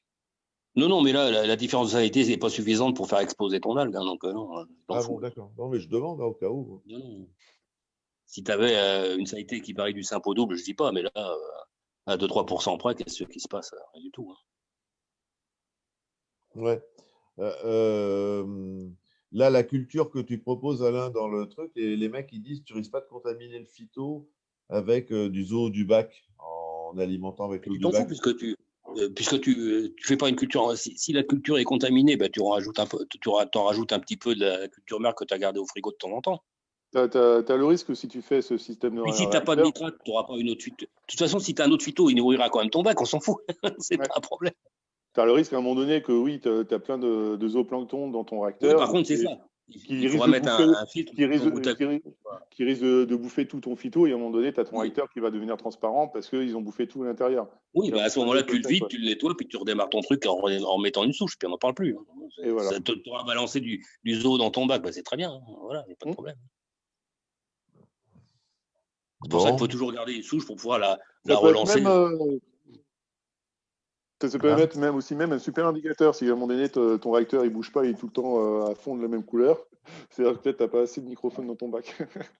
Ça peut être même l'inverse. Oui, et ça prouve que tu as encore des nutriments à pomper, donc c'est que ça marche. Ouais. Ouais. C'est que ça valait le coup de le faire, puisque ça pousse. Donc il y avait bien des trucs qu'il fallait enlever en faisant pousser ton phyto. Donc l'ajout de phyto, ça peut remplacer une résine antiphosphate? Ouais, ça va tester. Ah oui, mais pas dans les mêmes proportions. Bah oui. Si tu as 4 mg de phosphate, le phyto, non, tu ne vas pas pouvoir. Si imaginons, tu es à 0,06, tu veux tomber à 0,02. Oui, bah 0,06, oui, bien sûr. Oui. D'accord. D'accord. Je regarde s'il y a des questions. Donc, vas-y, David, maintenant, on va parler un peu de Récifaliste, ta boîte. Qu'est-ce que tu proposes? Qu'est-ce que tu vends? Comment ça se passe? Les gens qui commandent, ils sont livrés en combien de temps? Tu fais du zooplancton aussi. Donc, tu cultives des copépodes et des bestioles chez toi aussi, en plus du phyto. Oh, que de questions, que de questions. Ouais, non, mais il faut avancer. Non, après, l'idée vraiment de Récifaliste à la base, c'est, comme je t'ai dit, c'est d'allier pour moi personnellement une passion à un métier.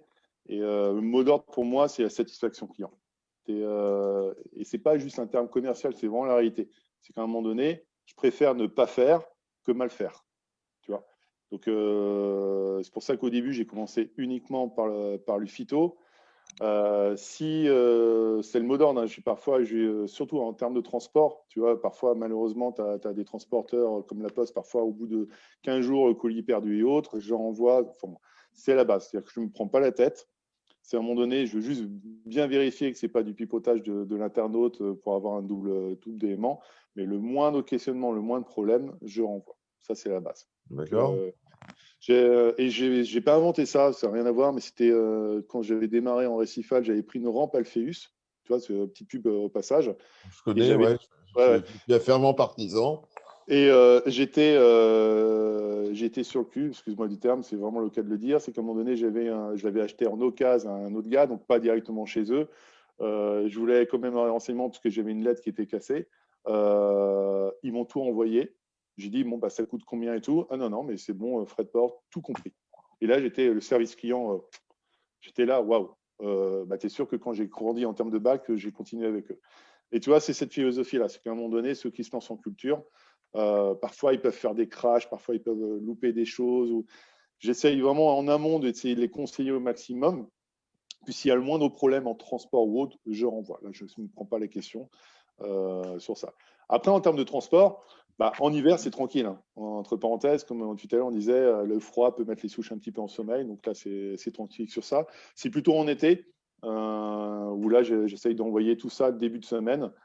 Si les internautes peuvent faire en sorte, sur niveau plutôt en termes de budget, ce que j'essaye de faire en sorte, c'est d'avoir prise en charge complète des frais de port par ma boîte à partir d'un certain montant d'achat. Déjà aussi ça, pour que ça soit rentable pour ceux qui achètent. Et quand on bascule en chronopost, pareil, prendre aussi en charge une partie à partir d'un certain montant. Voilà. Donc, ce que je peux dire sur les produits, voilà, Phyto, j'essaye de toujours produire de la qualité. Et puis, tu vois, là, en ce moment, il y a un Phyto que j'ai plus parce qu'il est en culture. Pour moi, il n'est pas assez dense pour le mettre en vente.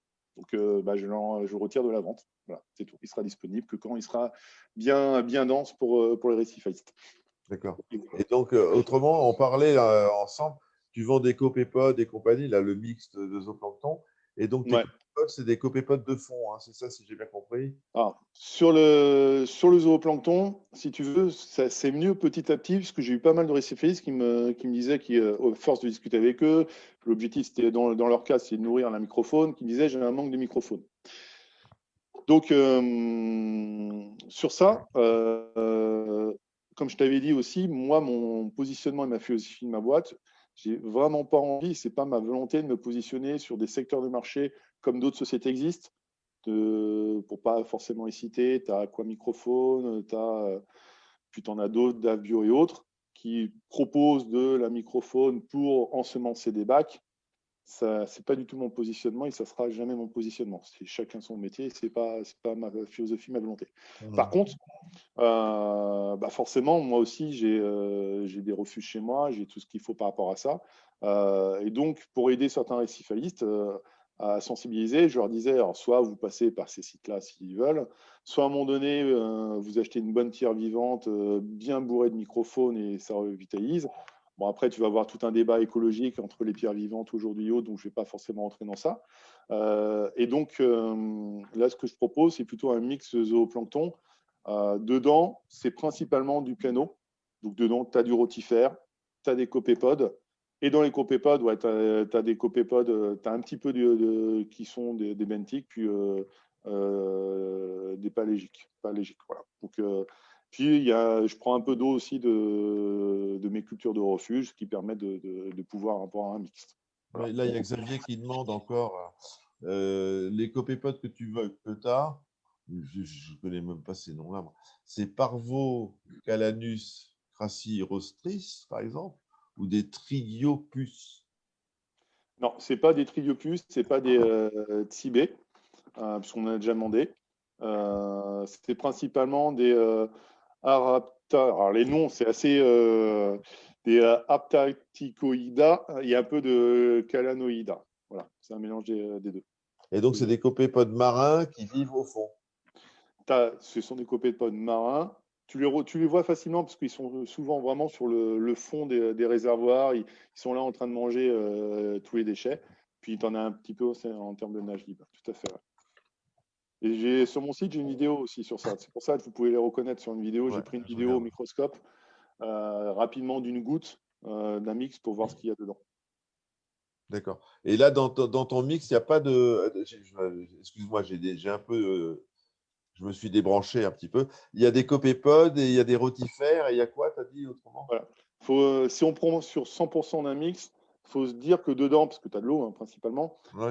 tu vas avoir à peu près 50%, c'est des rotifères. D'accord. D'accord. Tu vas avoir 20%, c'est des copépodes. Ouais. Voilà. Tu vas avoir 10%, c'est vraiment issu de mon refuge. Donc là, c'est plein de microphones et autres. D'accord.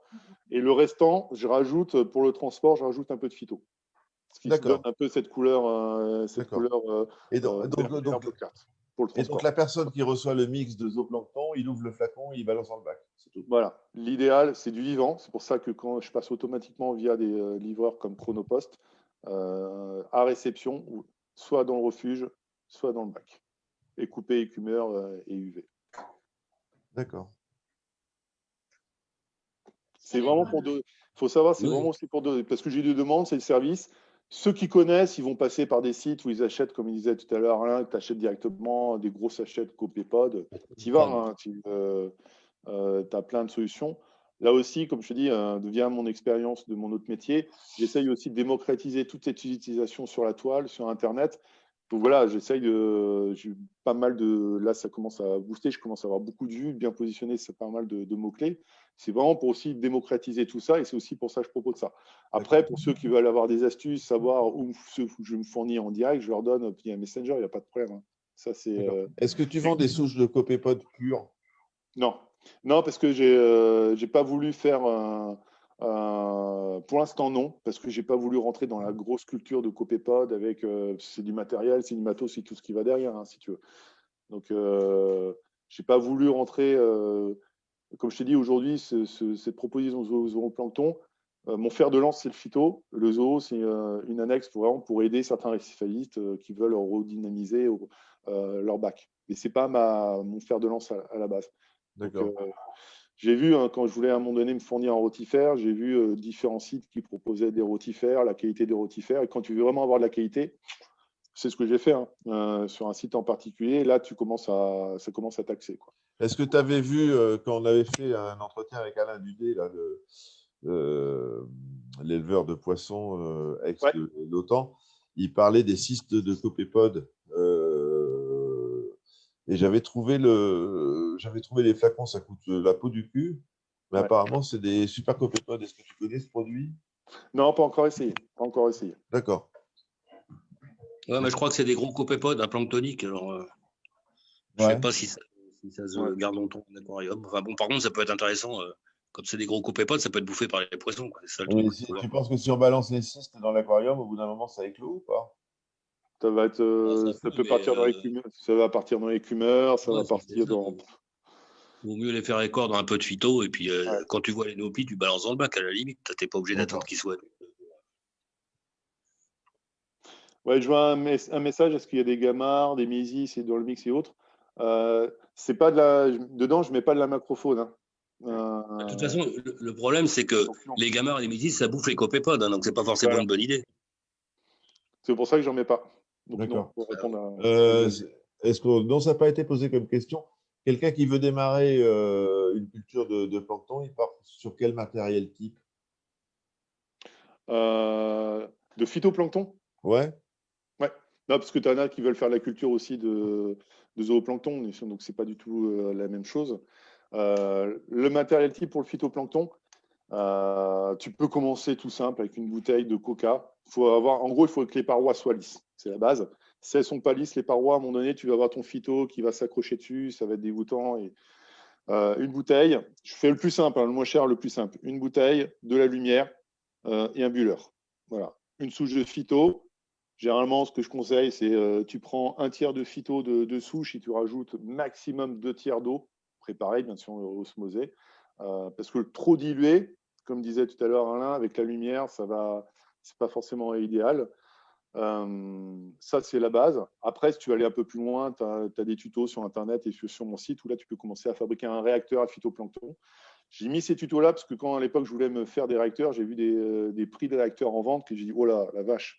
Quand je voyais les prix des réacteurs à phyto, je dis purée, bon bah on va se trouver une autre méthode pour s'en fabriquer. Puis en fin de compte, tu as des méthodes pas chères pour faire des trucs assez sympas si tu veux. J'imagine, Alain, que tu as cultivé du phyto dans des bouteilles de coca, non? Exactement, tu me connais bien. Ben, voilà.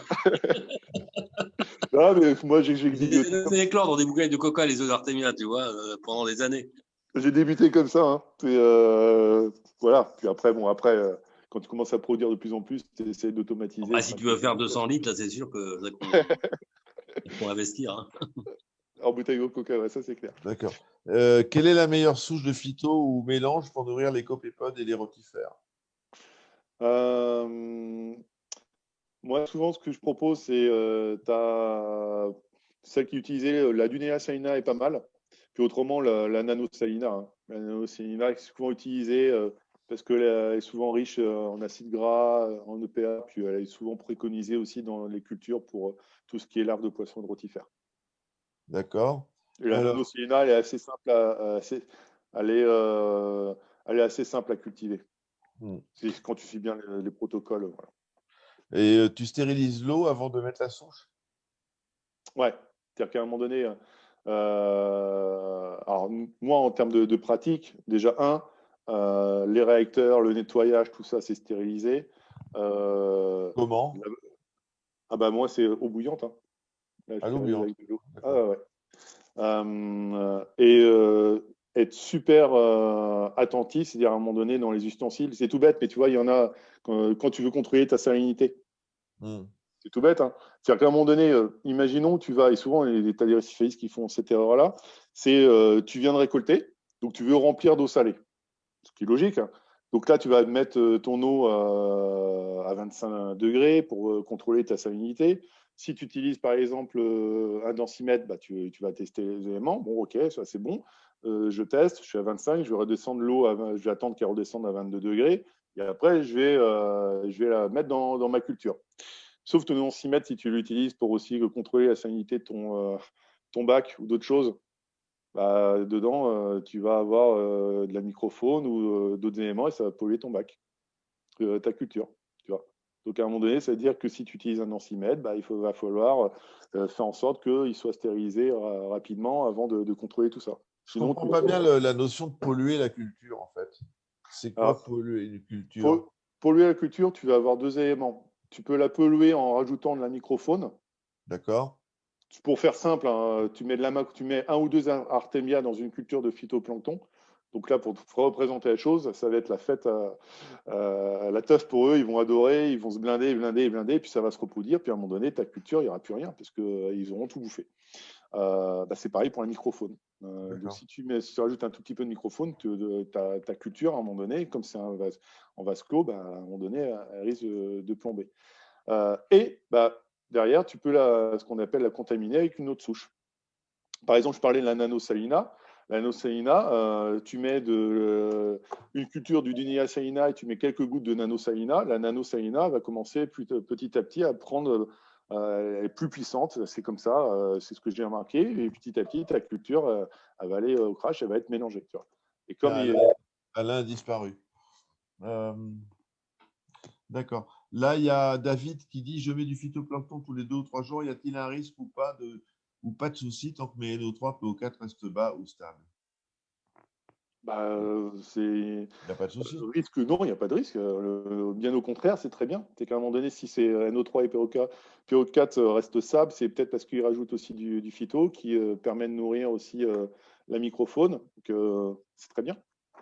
Il y a... Il faut dire que quand tu mets du phyto qui est naturel, alors je dis bien qui est naturel, c'est-à-dire derrière, dans ta culture, c'est tout résoudre à ça. Qu'est-ce que tu mets en termes d'engrais et tu ne mets pas tout n'importe quoi qui va dans ton bac. Parce qu'après, ça va dans ton bac. Si ton phyto. Non, ça ne va pas. Mais ça n'a rien à voir. Donc, si tu mets du phyto qui est propre dans ton bac, tu n'as pas de risque. C'est que du naturel. C'est que bénéfique. Le seul risque que je disais qu'il pourrait y avoir, mais que pour l'instant je n'ai jamais vu, c'est que si tu es en méthode, par exemple, Jobert, que tu n'as pas d'écumeur, tu n'as rien du tout, tu ne puisses pas contrôler la propagation du phyto. Voilà. C'est le seul risque qu'il peut y avoir. Autrement, il n'y a pas de risque. Hein. D'accord. Là, il y a Kuzrif qui dit: j'ai essayé une petite pompe de circulation pour brasser la souche de phytoplancton oculata et il voyait la souche partir en vrille. Pourquoi? C'est dû aux hélices du rotor, à ton avis? J'avais essayé ça à une époque, c'est à un moment donné pour brasser, pour bien brasser. J'avais des réacteurs assez larges, si tu veux, et pas forcément en longueur.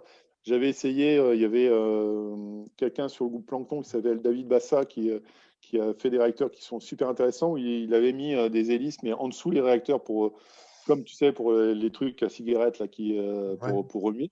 Moi, j'ai voulu mettre pareil, un rotor à l'intérieur pour voir ce que ça faisait.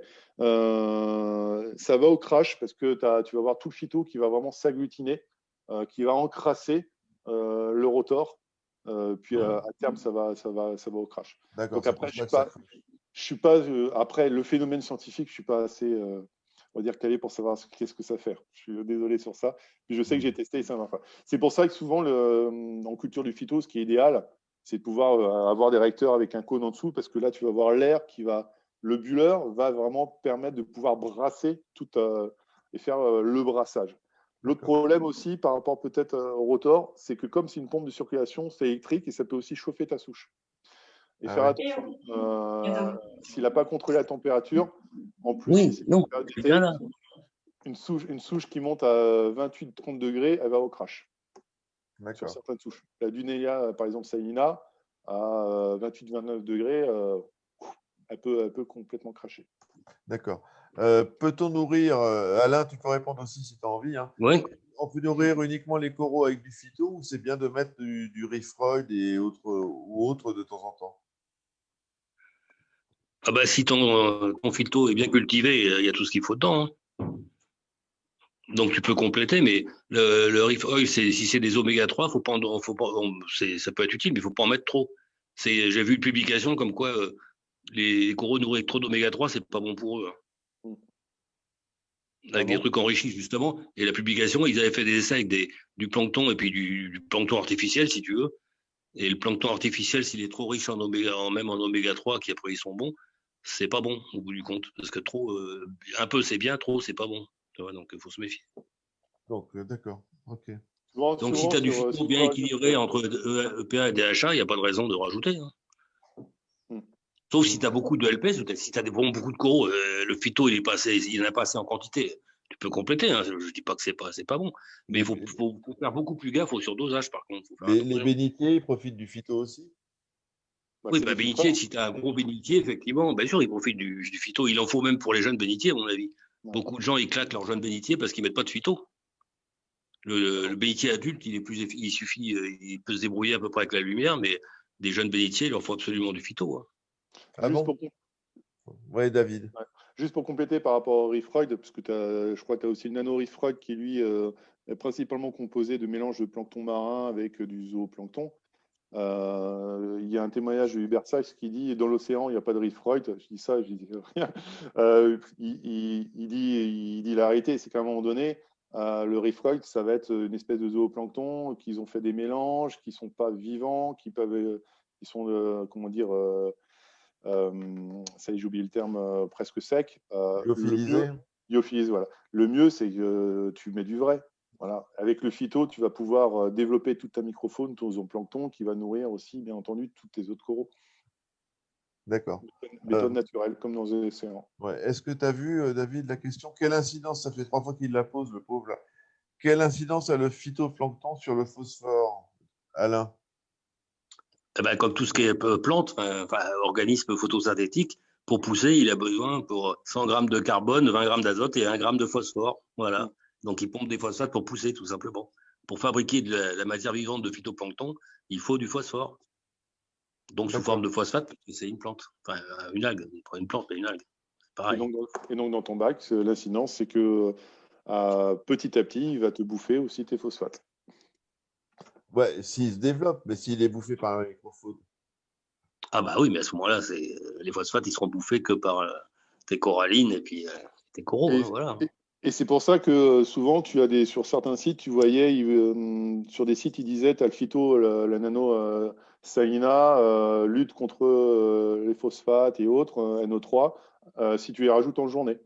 C'est un petit peu l'origine, parce que comme c'est rajouté en journée avec la lumière, ça va agir dessus, ça va. Mais encore une fois de plus, ça n'a rien à voir par exemple, si tu mets des algues comme la Kaito dans ton refuge. Là, c'est vraiment sur du long terme et l'effet est complètement, on va dire, minime, à la différence que par rapport à tout déploiement, tout le nourrissage de toute ta microfaune qui va permettre l'épuration de ton bac. Et là, oui, au final, ça va beaucoup plus facilement agir. Ouais, c'est la différence entre pratiquement et puis potentiellement et pratiquement. Potentiellement, c'est vrai, pratiquement, ça ne l'est pas parce que c'est une question de quantitatif. C'est-à-dire que tu te doutes bien que 100 grammes de phytoplancton, ça va te retirer autant qui pousse, ça va te retirer autant que 100 grammes de kétomorpha. Sauf que si tu as 100 grammes de phytoplancton pur dans ton bac, il va être tout vert. Donc, tu n'auras jamais assez de phytoplancton pour enlever beaucoup de phosphate. Il faudrait que ton bac soit ouvert pour que ce soit équivalent à 100 grammes ou 200 grammes de kétomorpha. Là, il y a Xavier qui a mis le lien d'une étude. Alain, tu pourras regarder dans les commentaires. Enfin, je le passerai. Hein. Ouais. Ok. Ça fait des années que je fais des apports de VSV depuis que je mets mon propre phyto. Voilà. Tu vois, il y a Kuzrif, là, il dit qu'il était en méthode VSV depuis des années. Et depuis qu'il met du phyto, il a diminué par 2 sa dose de carbone. Quoi. Pour avoir le même résultat, quoi, j'imagine. Ouais. Et pour répondre à Grégory aussi, oui, le phytocinécococcus, lui, il va agir sur les phosphates, mais il ne va pas agir sur les NO3, puisque c'est la cyanobactérie. Ah, c'est celui-là qui lutte contre la cyano, c'est celui-là. Cinécococcus. Moi, les noms, j'arrive pas à m'en rappeler. Hein. Mais bon, c'est pas grave. Oui, enfin, ceci dit, les cyanos, si elles ont des nitrates, elles en servent. Hein. Elles sont feignantes. Hein. Elles peuvent s'en passer parce qu'elles récupèrent à partir de l'azote de l'air. Mais s'il n'y en a pas, elles en prennent quand même. Hein. S'il y en a, je veux dire, elles en prennent quand même. Parce que physiologiquement, c'est plus facile d'utiliser directement des nitrates que de transformer de l'azote en nitrate. Autrement dit, elles peuvent se développer sans nitrate, mais s'il y en a, elles s'en servent quand même. Oui. D'accord. Ok. Bon. David, est-ce que tu veux. De quoi veux-tu que nous causations, l'espoir? On va parler comme Giscard un peu, là, en hommage. Un hommage. Bon. On a fait le tour. Au revoir. Ouais. Est-ce qu'il y a encore des questions, les amis? Non, c'est super sympa de pouvoir discuter de ça, parce que c'est vrai que c'est des méthodes qui ne sont pas, pour moi, je pense, on a encore beaucoup de choses à apprendre sur la CIFAL, puis l'objectif, c'est quand même, comme je dis toujours, tu reproduis chez toi un micro-récif, tu reproduis la nature chez toi, donc à un moment donné… Et les bacs qui tournent comme ça avec du phyto régulièrement, changement d'eau, pas changement d'eau, enfin ça change quelque chose? Très bonne question. Moi, je change de l'eau. Je fais un changement et là, je suis en train de voir. Alors là, ça n'a rien à voir, mais je suis en train toujours dans l'optique. Il y avait Récif du Bellon qui avait fait un témoignage sur un changement d'eau automatisé. Je trouve ça super intéressant. Je vais tester personnellement ça chez moi pour pouvoir aussi aller toujours dans l'optique d'avoir une stabilité du bac. Vraiment, l'idéal en CIFAL, c'est toujours d'avoir… Moi, je trouve que les changements d'eau, ça déstabilise les bacs. Ah bah, si tu fais un changement, je suis entièrement d'accord avec toi. Si Jean, par exemple, tu fais 100 litres, tu as un bac de 1000 litres, 100 litres d'un coup, t'imagines le dérèglement et autres. Et là, j'ai un Ludo là, qui a monté sa boîte, la Culture Riff. Là. Sur ses bacs, il y a un changement permanent de l'eau, en fait. C'est par les pompes doseuses, ils changent de l'eau en permanence. C'est ce que je vais faire. Je suis en train de mettre ça en place là. Je suis entièrement enfin, peut-être pas en permanence, mais c'est 1 litre, 2 litres tout le temps, tout au long de la journée, ça change de l'eau. Ouais. Et au moins ton bac est stable. Exactement. Exactement. Donc pour répondre à ta question, pour ou contre, moi je suis plutôt pour les changements d'eau, mais de manière régulière qui te casse pas vraiment des règles de ton bac. Là, il y a Jimmy qui dit qu'il change tous les jours 1% du bac plutôt qu'un gros changement d'eau par semaine. Bon. Ouais, c'est ça. Ouais, mais enfin, bon, moi, j'ai d'autres choses à foutre. Hein, donc, c'est pour ça que tu as des outils que je vais tester qui automatisent la chose. Ouais, mais tu viens expliquer à ma femme que je vais faire passer des tuyaux dans le séjour et puis on en repart. D'accord hein Là, à la maison. Voilà, non, mais en appart, c'est un peu plus compliqué quand même, je pense. Bon, ben, je crois qu'on a fait le tour. Hein. Alain, tu as d'autres trucs à rajouter?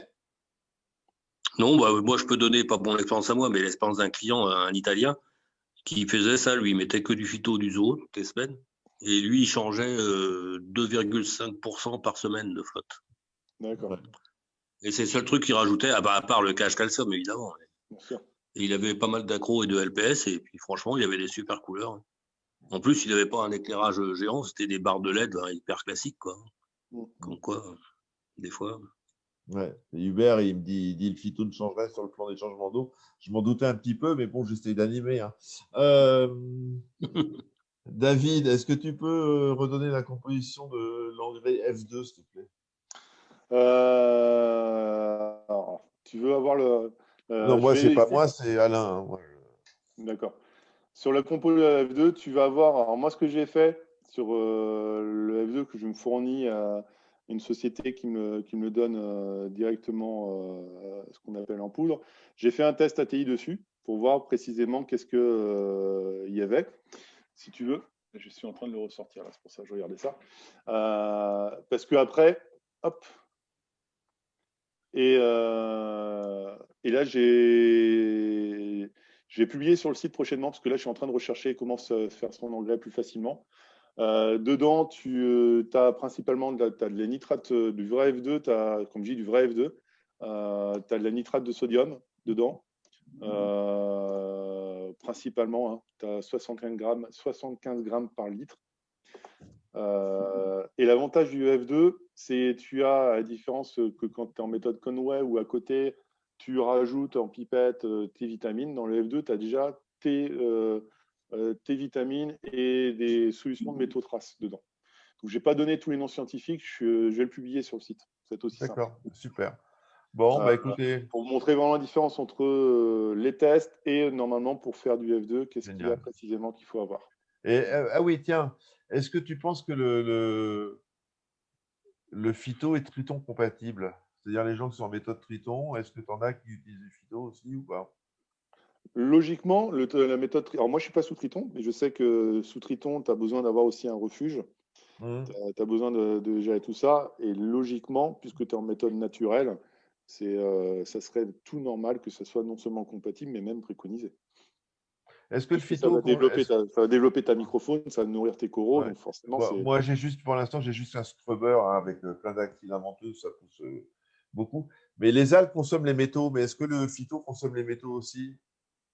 Oui, bien sûr. Bien sûr, c'est pour ça que même, par exemple, dans l'engrais F2, tu as un petit peu de solution métaux traces, tu as un tout petit peu de fer, tu as un petit peu de différents éléments qui sont consommés par le phyto, en très très faible quantité. Donc oui, bien sûr. Mais bon, c'est sûr que pour un bac qui a un peu trop de métaux, l'eau serait verte, hein, n'est-ce pas, Alain, pour enlever les métaux. Ouais. Ça ne serait pas la bonne solution. Voilà. Bon, bah écoutez, les amis, je vous remercie. David, tu restes en contact avec carrément, avec le professeur, là.